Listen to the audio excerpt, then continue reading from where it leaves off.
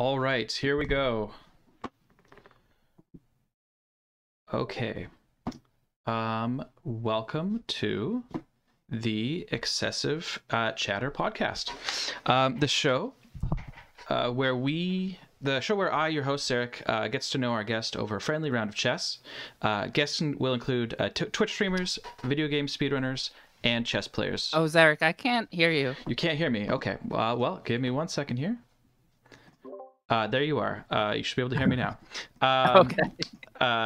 Sorry about that. I'm bound to have some technical difficulties. As this is episode 1 of the show. If you're interested in seeing more of the podcast, you can follow and subscribe at twitch.tv/Zericc or Zericc on YouTube. This week, our guest is FizzyFlask, an LGBTQIA plus variety streamer. FizzyFlask, thank you for being on the show. Thanks for having me. I'm going to start off our first round of chess. FizzyFlask, what do you say to giving viewers a bit of background about who you are as a streamer here? And I'll click play in our round here. So I've sent you a request.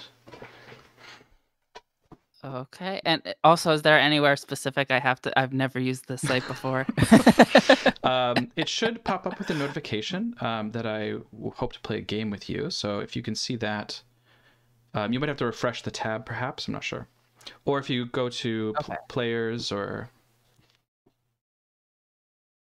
Okay, now I see it. All right. So, my name is FizzyFlask3. I'm a variety streamer here on Twitch. And yeah, I like to do gaming. I am trying to get a little bit better on kind of substantiating myself as a variety streamer, as like I used to do a lot of retro and things that people like really knew me for, so a lot of people don't think variety when they hear of me. But I'd like to play more variety. I did start streaming about 2 to 3 years ago. Kind of as something to get myself more comfortable with public speaking. And I would say that it worked. There you go. It is your turn, by the way. Okay. So you're playing this way. You get to go first. I'm always interested talking with streamers about how they approach like the process. There's something that you don't think about, I think, just watching Twitch, but there's a lot that goes into it, and everyone approaches it sort of differently. I think that I'd like to chat a bit about your approach to it. And I've caught you stream many times. You and I have watched several of each other's streams over a year at this point. And I feel like if I described your stream in one word, that would be like fairly relaxed, right? Like it sort of feels like you're hanging out with a friend at their house. But what are your thoughts on what makes your stream what it is? Definitely. So it's definitely relaxed, and I think part of that is when I started, I really didn't have like much of a plan. Like I started on PlayStation, built-in streaming. And then when I got a computer, it was kind of like I just had it on like a monitor, and I was like craning my neck up while I was streaming, and it was hurting my neck. But eventually I figured myself out, and now like I'm on the comfy couch you see me on today. But yeah, I always like before I started streaming, I definitely was more interested in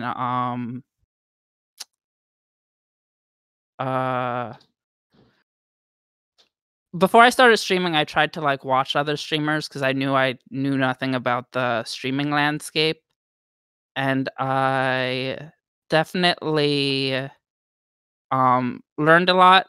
And I also at the time had a marketing degree as well. Do you think that the degree helps, or is it a sort of whole different world? So there was still a lot to learn. Like,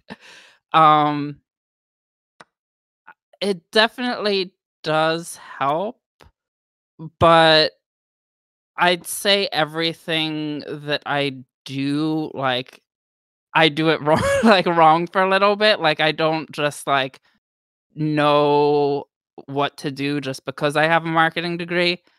I definitely and sorry, I am trying to think think a little about the chess game. Um, there was definitely, like, a lot to learn because I do have a marketing degree, but it wasn't, like, specifically in, like, streaming or, like, digital marketing, and they don't really talk much about streaming, but I definitely had a lot to learn when I first started streaming. Hmm. Um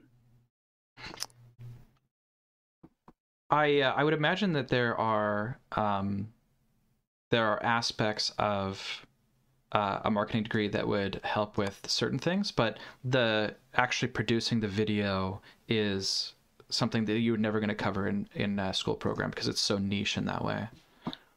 Oh, thank you. You helped recover my train of thought on that. So, I definitely the reason I brought that up is because when I um one thing I am very good with that like I think is fun is kind of like the back end stuff. Oh, wait. What is going on? Oh, the horse. Okay, I got it. It's all good. It's all good. Oh, I okay. I actually Yeah. think that so part of putting this together, I thought to myself, well, what if someone, like, what if I like to start this podcast and no one wants to do it because they don't want to play chess as we go along.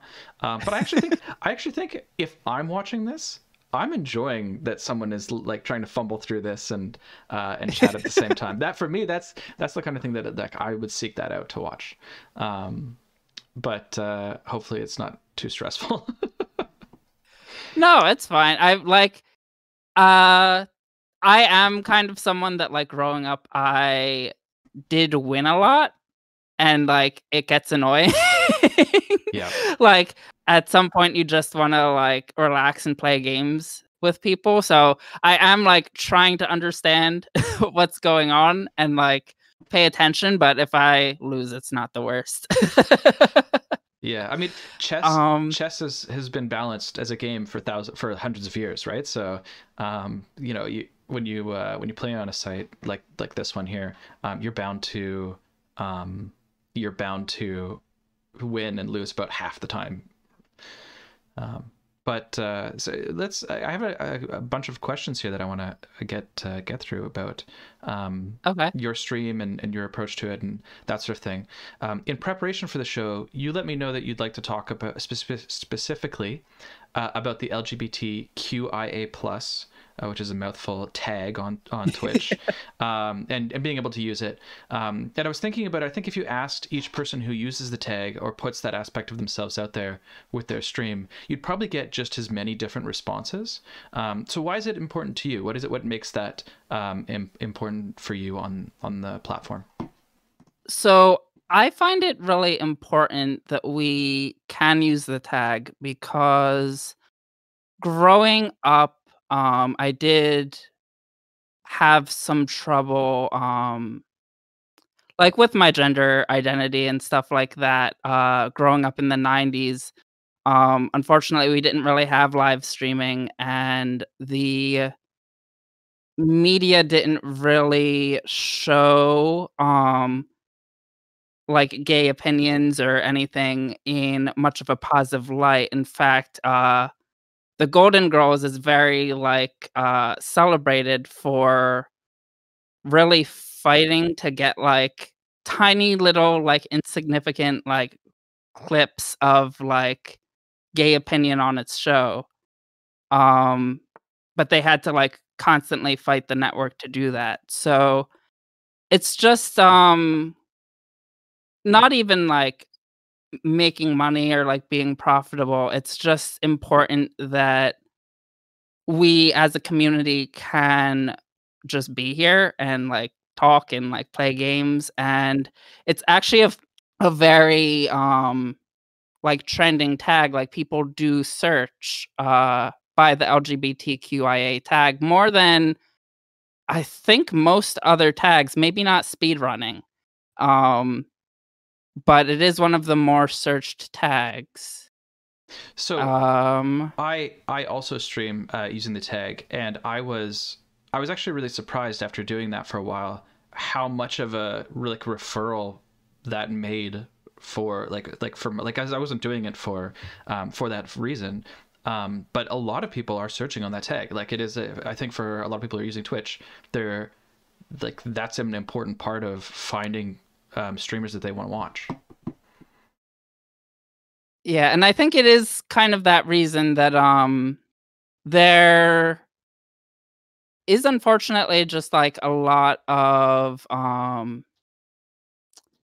like growing up in that I know in the 90s there was like a lot of bullying and a lot of and like when I was growing up it was mostly like just my voice. Like I wasn't masculine, like it wasn't even that I knew my sexuality at that point. It was just that like I wasn't what the time considered masculine. And when particularly, like, when you're a kid and you're dealing with that, it's hard to not just keep seeing negative viewpoints and not positive. So I think, um, it's important for kids, but it's also important for adults because there's adults that, are figuring themselves out and are looking for that kind of perspective. Maybe they don't have a lot of people, in their lives that live the lifestyle. Yeah, we actually have a comment in the chat about not knowing, or if someone saying, "I'd like to know more about the tag. I'm not sure if I should be using it anymore. I hear so many different opinions."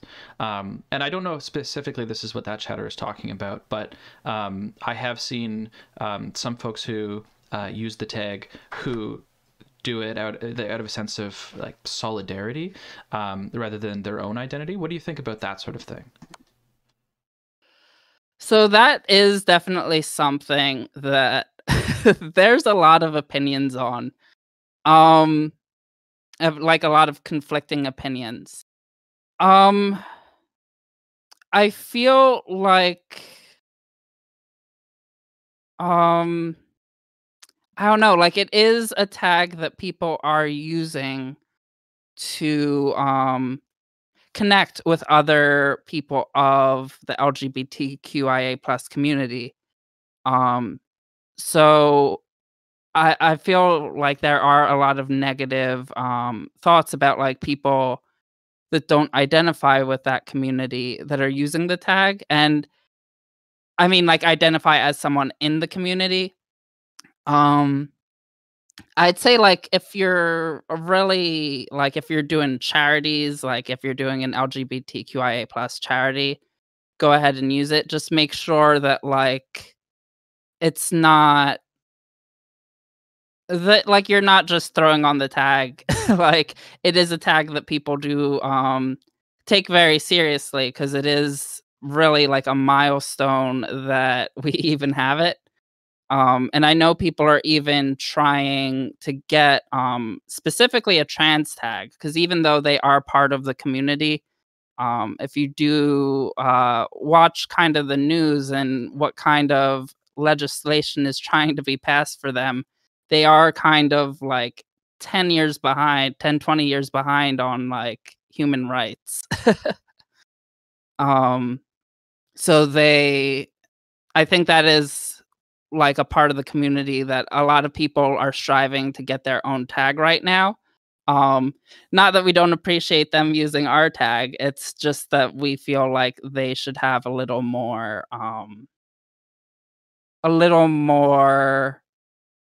representation. Okay. But I guess back to the original question, I would be very careful using the tag as an ally. Um, it does um it does definitely upset some of the community. I've made a massive blunder in my most recent move. Um, yes, okay. I think that there's been a bit of like a sort of additional comment to that, saying some folks, I think, want to say like this stream is a safe place, or a somewhere where folks should feel comfortable to come and hang out by using the tag. But I think your point is well taken, right? That if folks are looking for community members, people that share this with them, that they don't want to, they might not want to be confused or find someone who doesn't fit that bill. Definitely. And it is something that, like, if you do use it just to say like it's a safe space, some people will understand that and some people won't, unfortunately. Like it is something that there's conflicting opinions on. Absolutely. Okay, so just to continue on a little bit here, I wanted to get into a little bit about you and why you started streaming in the first place. So this is something that I actually I watched a bunch of videos of yours that I could in preparation for this. And there you are, first checkmate of the show. But what was it that really got you started with streaming? So for a long time, also I don't see like a rematch. Okay. Yeah. So I've always been someone that's like more introverted and like has trouble just like talking to random people. Not so much anymore. But I definitely, around the time that I started college, I wanted to do like YouTube Let's Plays because that's what was popular back then. They've sort of had a life. They rose and died, the YouTube Let's Play, in a lot of ways. I mean, I know people still make them, but there was definitely a time where that was the hot thing on YouTube. Yeah. So I wanted to do that, and I think I like sat in my room. I did one recording, and I just instantly deleted it. I felt so awkward. I didn't know what to talk about. It's much harder when like people can't communicate with you live, and like you don't have prompts, and you just have to fill a whole half hour of you playing an RPG. But so I went from there to for a little bit I did like a group Let's Play channel with my friends. And that was a 9-person Let's Play channel, which definitely has some challenges. I wouldn't recommend that many people. But I did that for a while. Eventually that started to fall apart, partially because I couldn't, like, I was in college, I couldn't sync up my schedule with everyone that was involved. And pretty much from there, I was going through college and I had to take like a business communications class with like public speaking and lectures. And I think my first lecture, we just had to like read an article and talk about it for 5 minutes. But somebody had the same article and I went up to talk about mine and I just blanked. Like I just like kind of panic attacked, like forgot what anything was about.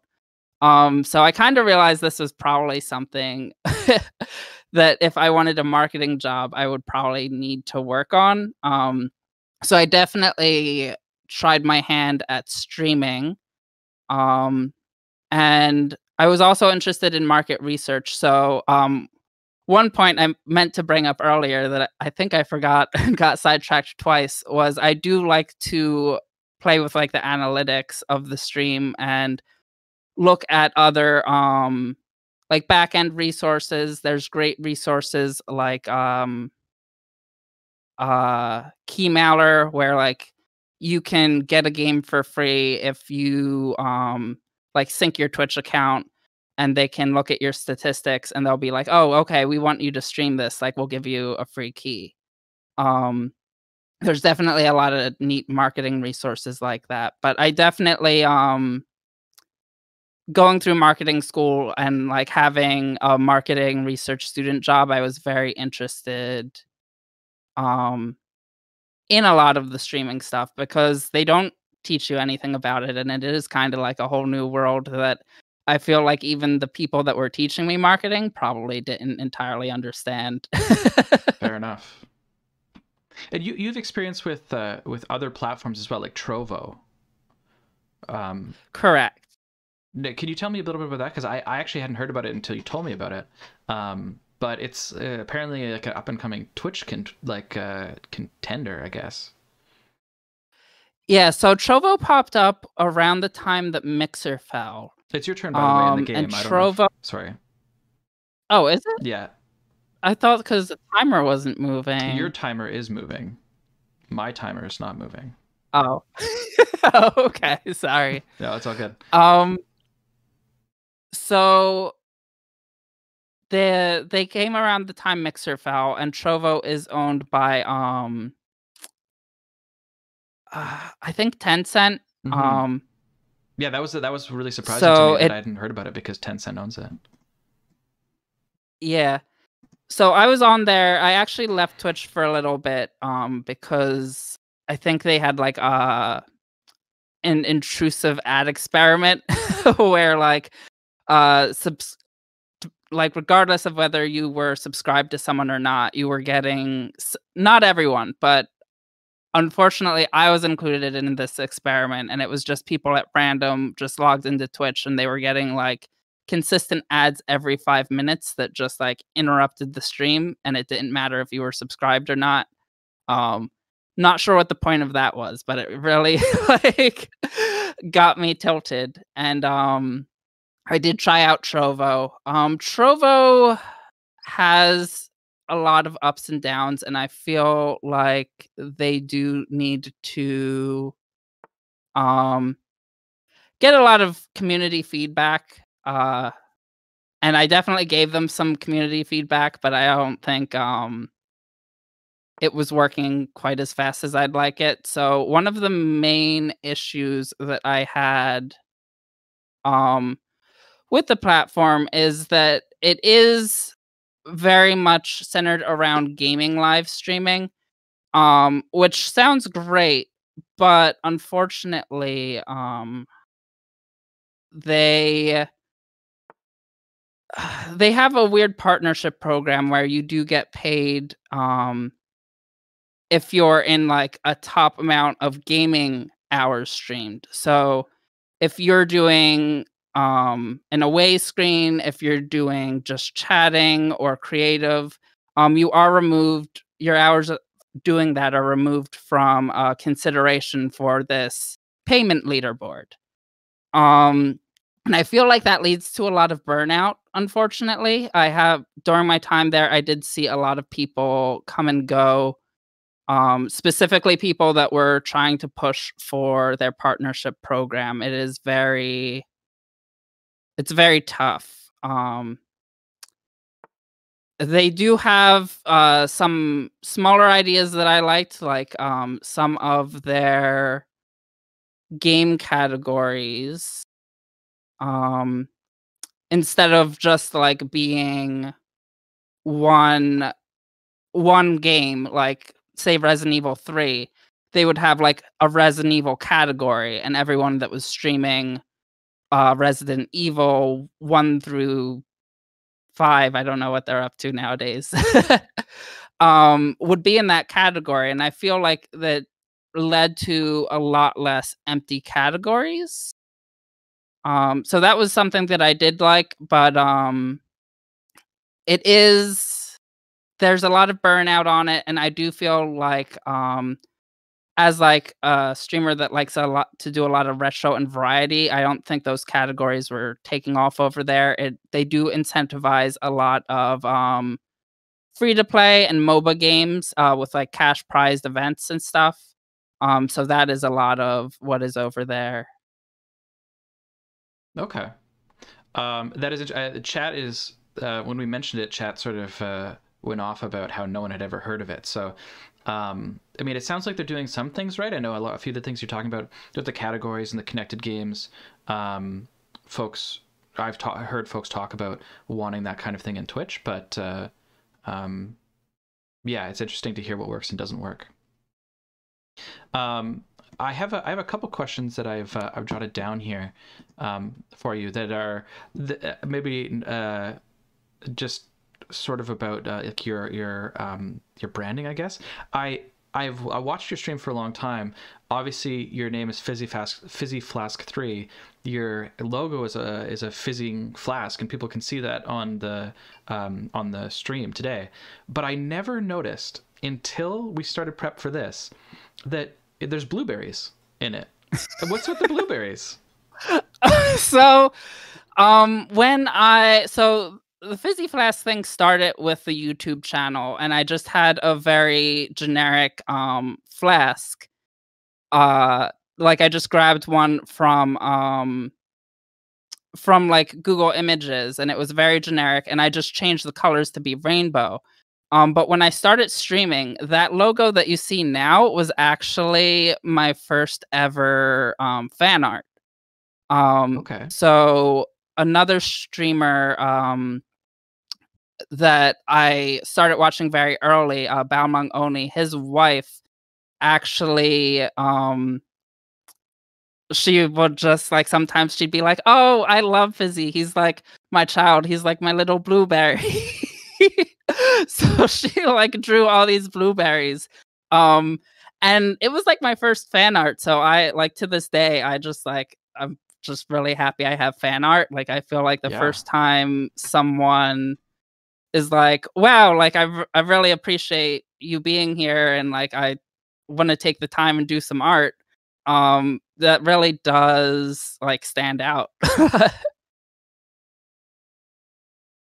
That makes a lot of sense. If I had fan art, I would definitely share it as well. So that, and the blueberry thing makes a lot more sense in that context. I one more question, which is I think something I'm going to ask folks who come on the show, anyone who's a Twitch streamer, because yeah, I don't know how you'd find this out elsewise. But what's your favorite Twitch emote? Oh, my favorite Twitch emote. That's not your own. That's not your own. It can't be your own Twitch Yeah. emote. Yeah, I wouldn't have even like I did commission and have I'm in like crunch time. Okay. So like I did commission my own emotes, and like I like them, but I still wouldn't say that like my own emotes are my favorite. I feel like it does fluctuate a lot. I don't even know why I made that move.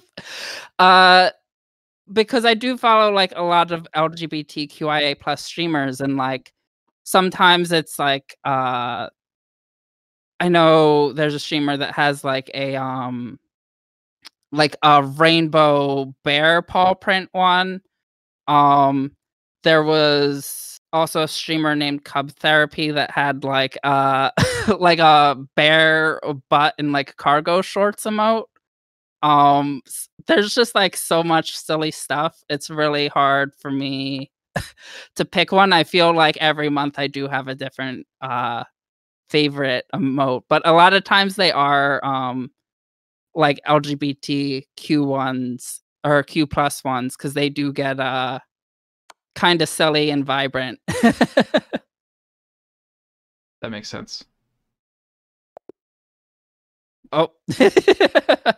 The time. So I played around with what the appropriate times would be for the chess matches in this. Let's do another one here. Okay. And I think that the 10 minutes on each side makes the most sense for the podcast, but it can get you pretty crunched at the end there when you're trying to bring it all together. And I guess so. Since this is a show where it does feature us playing chess together, I'd like to ask just a little bit about your experience with the game. Like, when did you first play chess? So the first time I played chess was definitely. Oh, is it my turn? No, it's my turn. Oh no. Okay. Okay. Got it. Um, so my first time playing chess was definitely as a kid. I would play it with my father. Um, and I don't think I've played it in like a good like 10 years. Um, I have played it since then. I did have an ex that was like really into chess. Um, and experience wise, I would put myself in like maybe high beginner. Like I definitely know how all the pieces move, and I may know like some basic things to aim for, but I don't know. Like I know recently on Netflix, I saw a couple episodes of a show called The Queen's Gambit, and they mentioned like the Queen's Gambit and the King's Gambit. I don't know any of those strategies. I'm hoping there's like a bishop's chastity belt one because that's like the only one. Like if I learn a move called the bishop's chastity belt, it's done. Like I've gotten everything I want out of chess. That's very funny. So actually, the Queen's Gambit was like apparently a major turning point for world chess, in that it inspired hundreds of thousands, if not millions, of new players. And so like the site we're playing on right now saw hundreds of thousands of new people sign up because of that Netflix program. It was actually I watched it, and it was one of the things that made me say, "Hey, I should like play chess more. I love chess." But that's definitely very funny. There's actually, speaking of sort of opening strategies and that sort of thing, in the one of the most recent face-offs between Magnus Carlsen, who's the world chess champion, and Hikaru Nakamura, who is a grandmaster. They're both, I would say, millennials. I think they're pretty young, and they were playing in a championship where they opened with a strategy called I kid you not, the Bong Cloud, because you'd have to be high to play the strategy because it's so bad. And then they both played it as the opening, and then they finished the game by repetition, which means they essentially tied the game as a joke in the middle of like a world. Like a worldwide, everyone can watch it championship that's being streamed, which I think is very funny of them to do that sort of thing. But I don't know if there are any. I don't know if there are any like bishop's chastity, like anything along those lines. It popped in my head, and I definitely Googled it. I don't think it's a thing, but well, you can make it a thing. If I could trap, yeah, if I could trap the opponent's king with a bishop's chastity belt, like that's the dream. Yeah. Yeah, absolutely. I'm just trying to imagine how that would look, like what that would be to make it consistent enough to be a thing in the chess world. Okay, so I have a few questions about what your thoughts are on where you're gonna be taking your stream or that sort of thing. And I guess the sort of most general question is like, what's the biggest challenge for you right now when it comes to streaming and making content and that sort of thing? So, as I did mention earlier, I feel like it is a kind of a little bit. I'm realizing I have trouble with branding. Not like a complete problem with branding, but specifically in the fact that I've always been a variety streamer. And one thing I did to kind of keep me focused, because like, I'm someone that like plays a lot of games and I've heard a lot of games. But I not necessarily like, especially because I like a lot of RPGs, I haven't necessarily finished a lot of games.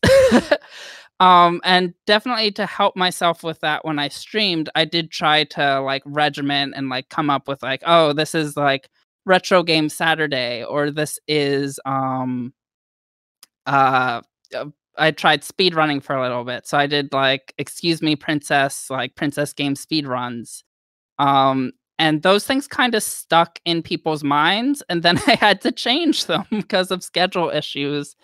Um so I feel like I did have strong branding strategies, but not necessarily for who I am as a streamer and like my strategies. So that's one thing that I struggle with. One thing that is helping is that I don't have as much time as I used to for streaming. Like I used to do like 4 to 5 hour streams a week, and now I kind of have to cut it to like two streams a week, maybe like 2 to 3 hours, maybe four, like 2 to 4 hours. So it's definitely made me throw out like that, like, oh, this is gonna be like speed running Sunday or like retro game day. Like I kind of do just have to try and plan something different with like my one day, and then Saturday is just the only time I have for multiplayer games. Okay. 'Cause that's when like my schedule matches up with other people because I do work like the night shift. Makes sense. So, and what has been your biggest surprise, like in the last year, say, about when it comes to what did work and what didn't, or what you really enjoyed doing on stream? Um, I'm not sure. I don't know about the last year. I know I've definitely over like the 3 years I've had some big surprises. Because I've always just like kind of done what I want. Like kind of not like I'm not like, oh, like Fortnite's popular, I'm like gonna play Fortnite. Like, no, I hate Fortnite. Like maybe I'd watch someone play it, but like it's not my type of game. So like a lot of times I would play like retro RPGs, but it's not like stuff that people would have heard of. Um so I would have done like extra work such as like streaming in the retro category, like umbrella category, so people could find me. Because I am playing something that no one's heard of. And I think one of the most surprising things was I really like a puzzle game called Picross or Picross, or also referred to as nonograms. Okay. And I was surprised anybody wanted to watch me that or watch me that. Anyone wanted to watch me play that.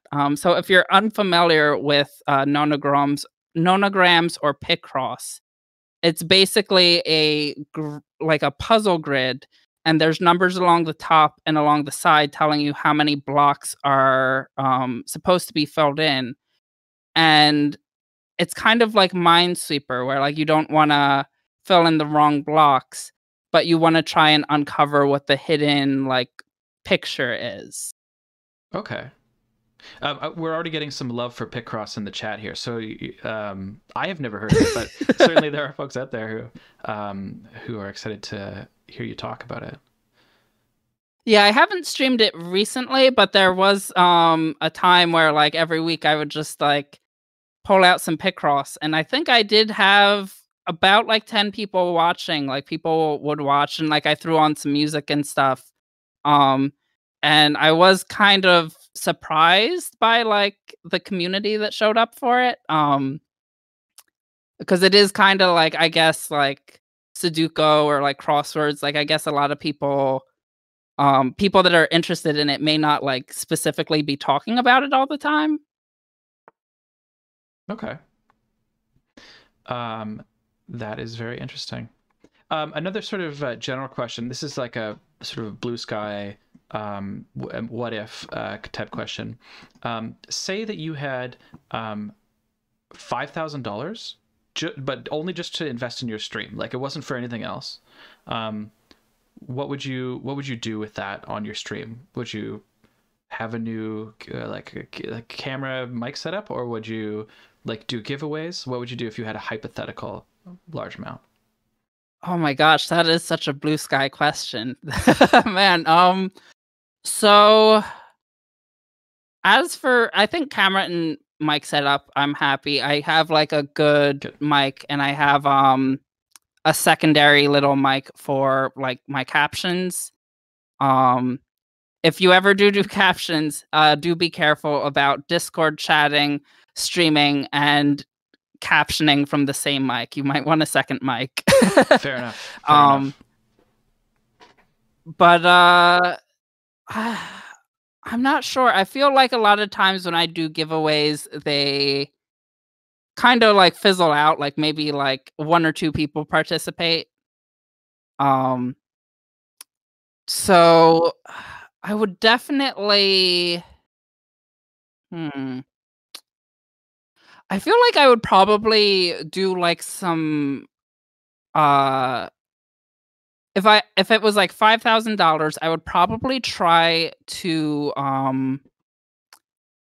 set my sights on like some more like expensive like rare games and maybe like do a vote on like what people would want to see me play, and I might like try to acquire those and play them.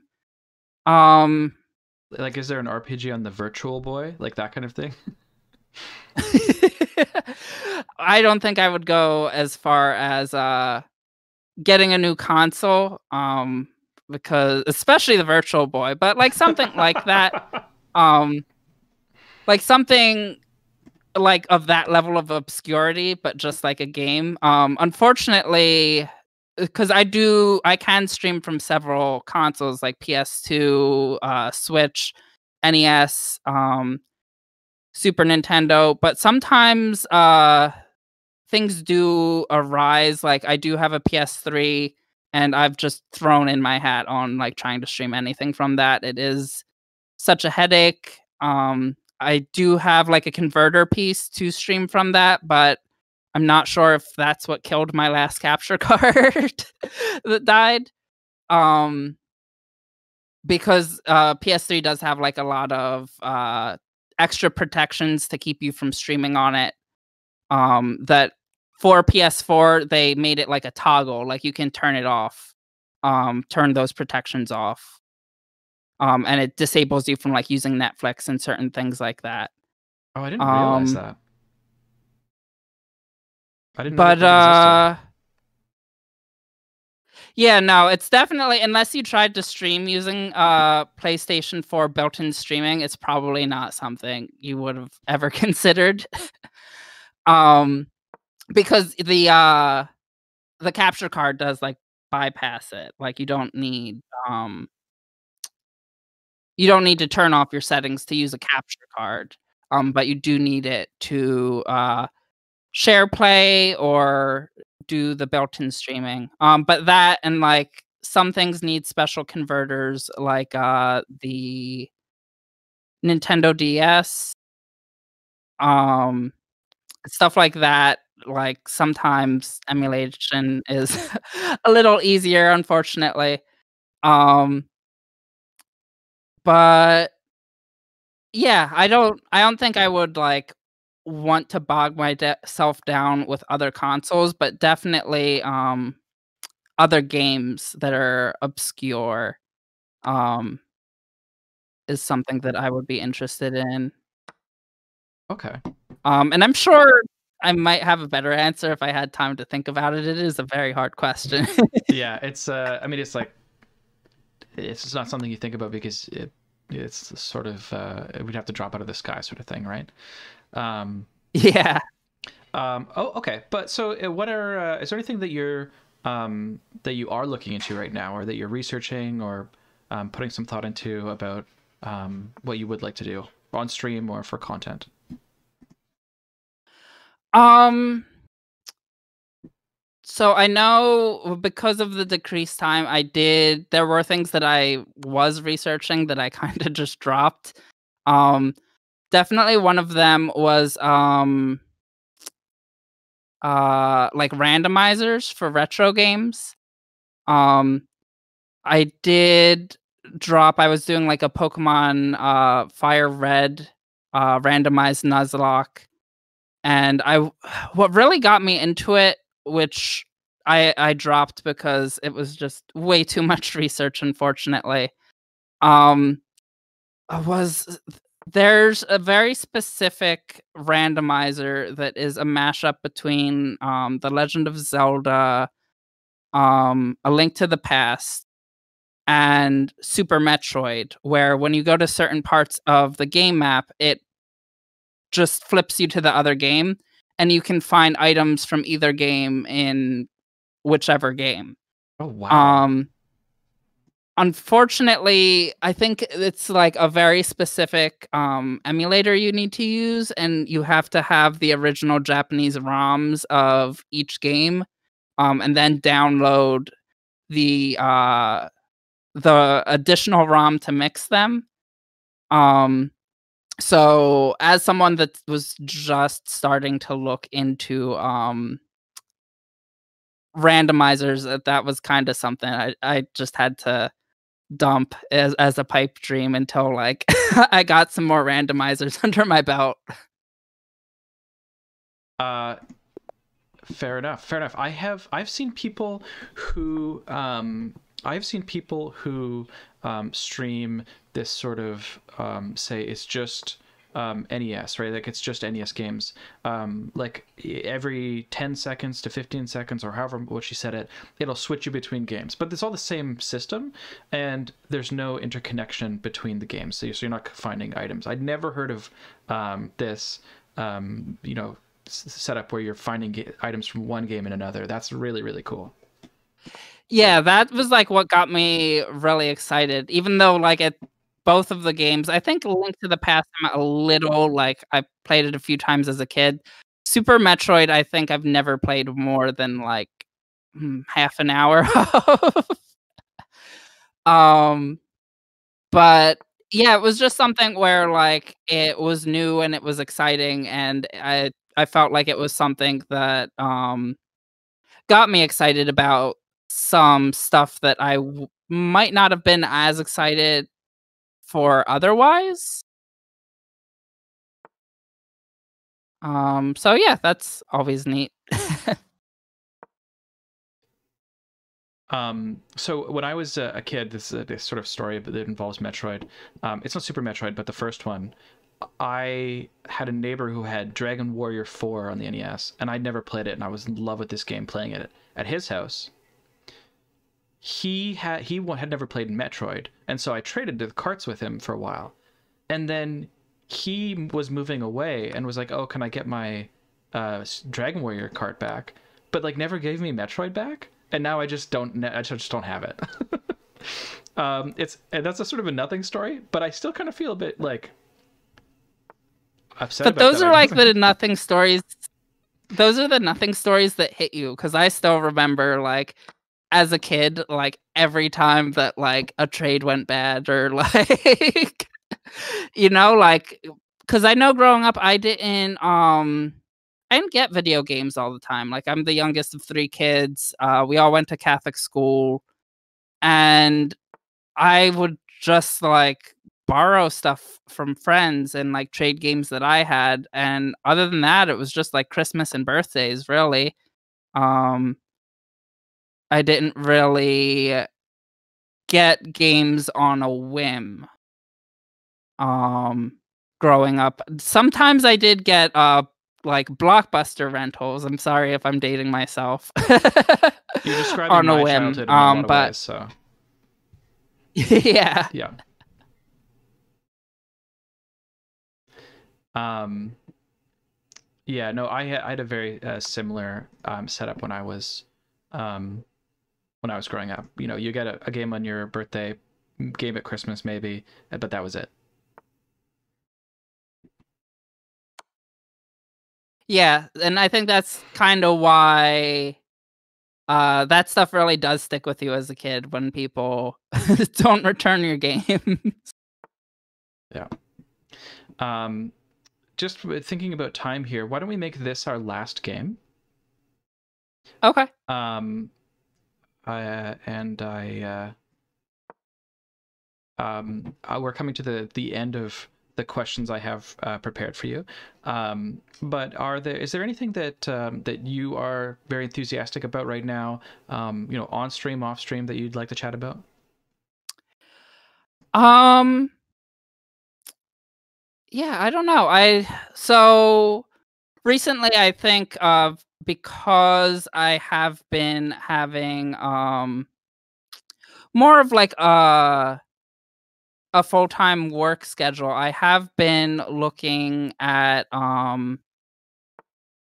making my streaming more like slow and steady. Um, Trying to enjoy, because I think a lot of my like gaming was just streaming. Um and before I started streaming, I did do like a lot of gaming where like I just didn't finish it. And I think I got more into streaming because it did get me to finish a lot of things, but I'm starting to realize that like I had fun like playing stuff and not finishing it, and like trying out all the different games. So yeah, I've been just creating more time for, and more than like gaming, like playing games off stream, visual novels, because my husband's really big into comics, but I don't really care about collecting them for money. I just want to get like a whole bunch of them together and just read them. And more Netflix series. Just trying to diversify myself a bit, because it has been a very tough past year or two. Yeah, for all of us in a lot of ways, right? Yeah, definitely. Yeah. I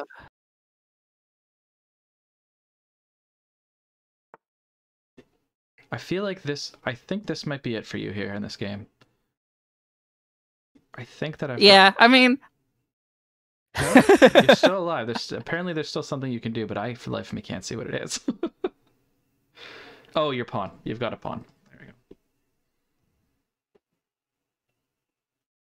Wait, what is it that I can... Oh, I can just kind of circle dance around you. No?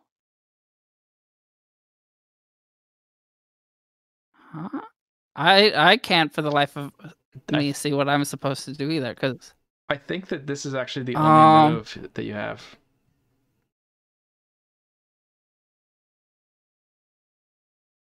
Wait, what is... Because pawns can't go backwards. I don't even see what move I have. I've highlighted it on the stream if you want to take a look there.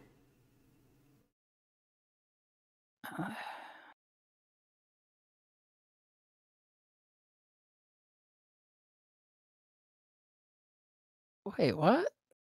So, oh, my board's flipped. Okay. So, oh, I can block it. Okay. I see. Oh, but that like buys me a turn. I'm still done. Yeah, I mean you could pull it out. Nothing's impossible, right? I don't know. I had fun. I'm glad. So maybe that's a good question for you. You are the inaugural guest on this podcast. How was it trying to play chess and think and talk about yourself at the same time? I think it was a little bit of a challenge. I did like kind of oh my gosh, I don't know. Is there like a concede button? There is, yeah. It's right. It's right above the sort of chat window in the game.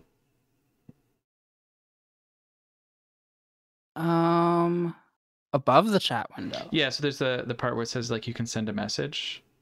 Yeah. Oh, okay. Resign. Okay, got it. Yeah, I definitely kind of had to like disconnect myself from the game, which means like you're probably not playing at your top level, which is probably harder for new people. But like, I mean, I had fun with the conversation. And yeah, I don't know. I'd be interested to see how other people handle it, but it is definitely a challenge for sure.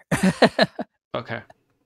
Well, that is very helpful to know. Hopefully, it wasn't like it didn't break the experience, but no, like I said, I'm like someone that's very used to like being the person in my family that knows how to play games, so I can take a few losses. Okay.